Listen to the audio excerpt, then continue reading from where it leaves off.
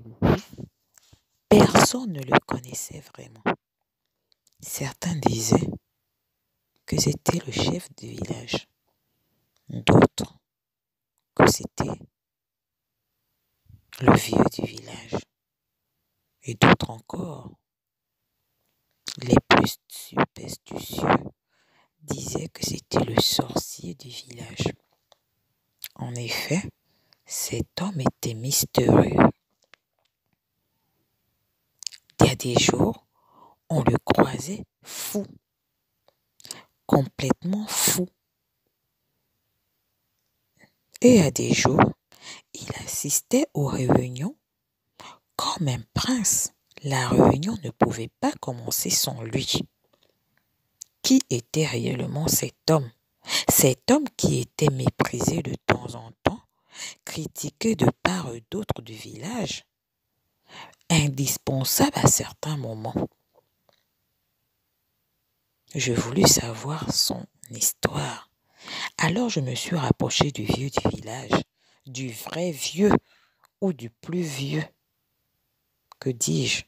En tout cas, d'un vieux du village, pour aller lui demander l'histoire de ce mystérieux personnage qui était aimé et détesté à la fois, qui était fou et sage en même temps, qui était chef et que dis-je, peut-être pas. Alors c'est comme ça que cet homme me conta son histoire.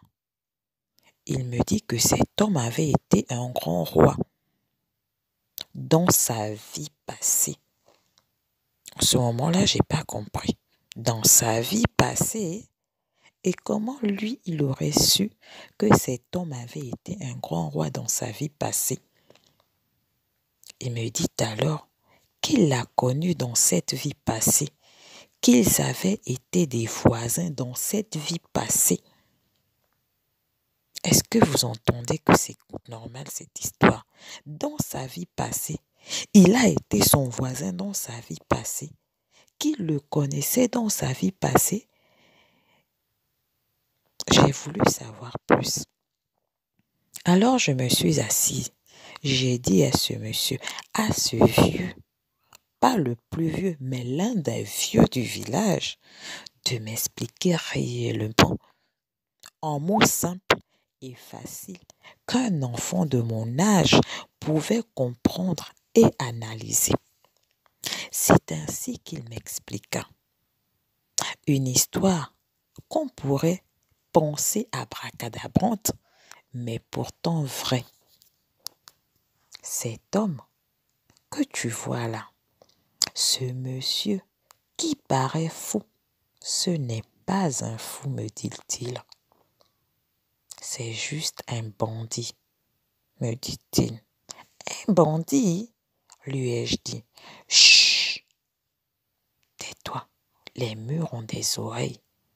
Il faut pas qu'on nous entende, parce que si on nous entend, il n'est pas sûr qu'on te revoie dans le village.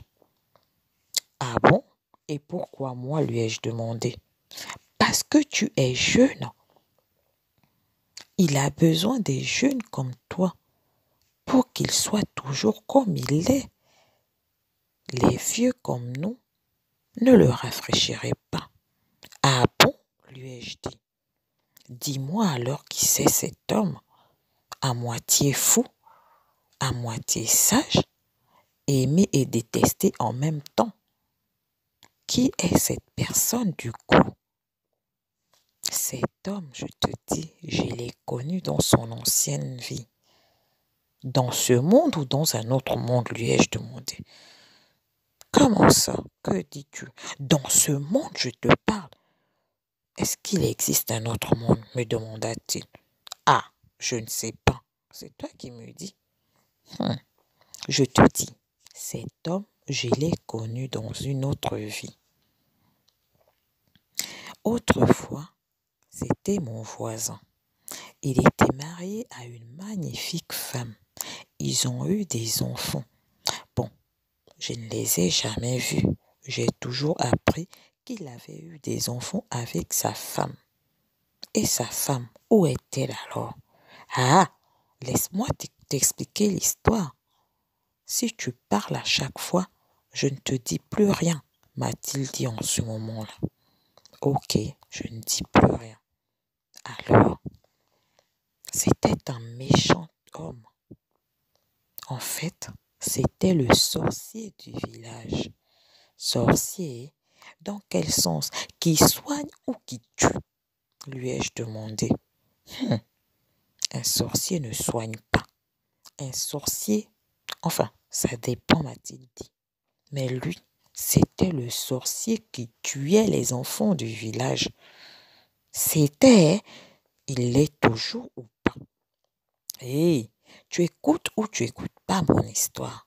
Si tu poses encore une question sans que je ne te donne l'autorisation, je ne dis plus rien.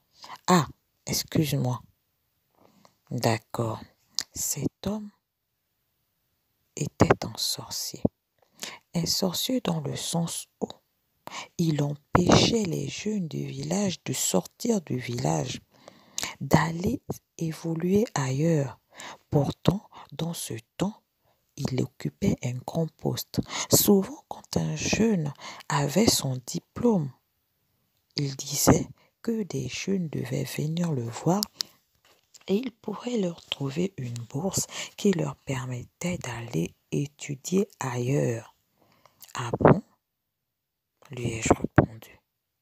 Chut, tais-toi, les murs ont des oreilles.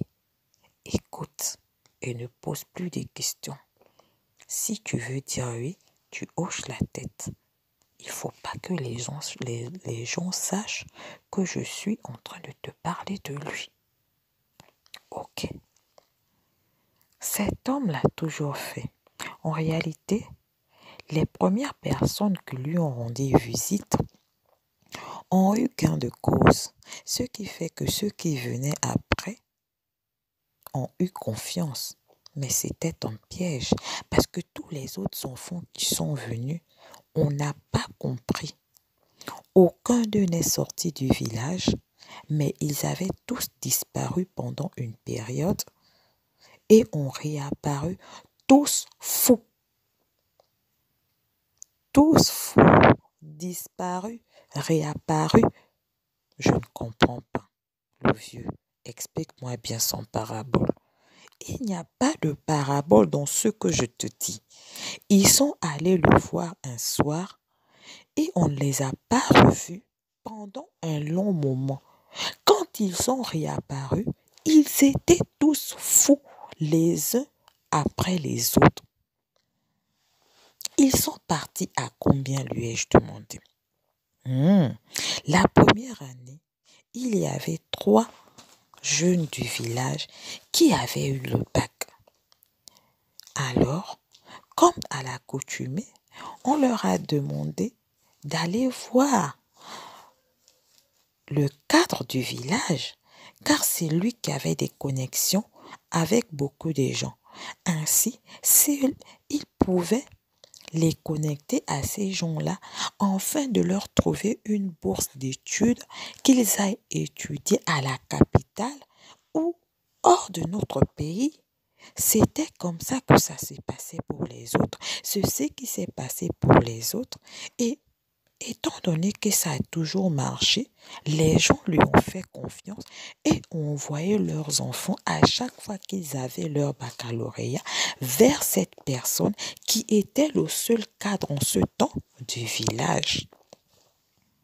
Mais la suite est que tous ces enfants qui sont passés chez lui sont tous devenus fous après avoir disparu plusieurs mois.